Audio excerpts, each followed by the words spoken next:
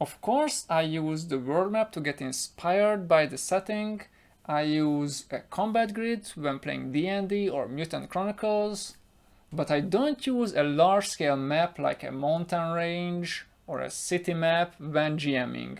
I have a better trick up my sleeve. This trick is described in my GM's guide, August Functions Write Amazing Adventures, that you can get at Drive-Thru RPG. So why am I not using maps? Let's see an example. Is there a difference between being here and being here? Is there a difference between being at 1400 feet or 1500 feet?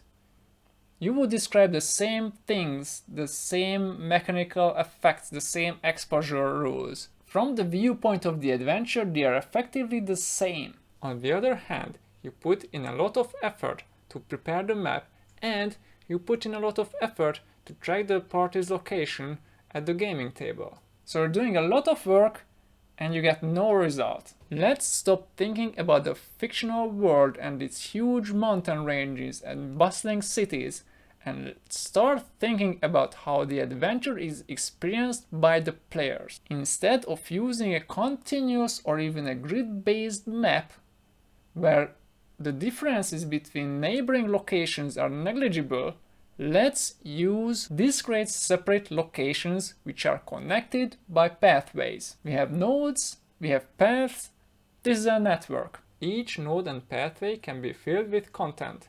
If you use functions, then you can assign a list of functions to a pathway, including a test that will tell you if a character can cross that pathway. Nodes can take any kind of structure, so if you want to create an epic-sized adventure, then you can assign another network to one of the nodes. For example, if a network represents a region, then one of the nodes can represent a city that also needs a map.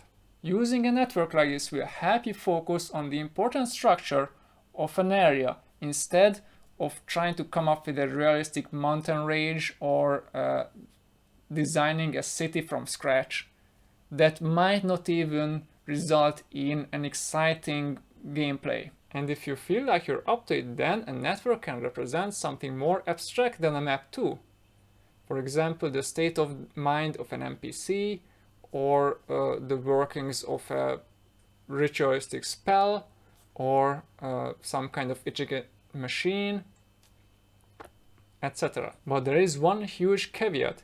If you're using a network for something different than a map, for something abstract, then the players will be in the dark about the inner workings of the network. So you have to be way more obvious about what's happening. For example, if the party is interrogating an NPC and the network is representing the NPC's state of mind, then it should be obvious if the party is getting closer or further away from the NPC's cracking, or if the network is representing some kind of intricate ritualistic spell, then you have to be very obvious. For example, use some kind of light source, some kind of special effect to show off that the spell changed its state. Don't try to be subtle, it won't work. This trick is one of 18 tools that you can read in my GM's guide, August Functions Write Amazing Adventures. They range from basic building blocks of an adventure to campaign writing. Search August Functions at Drive-Thru RPG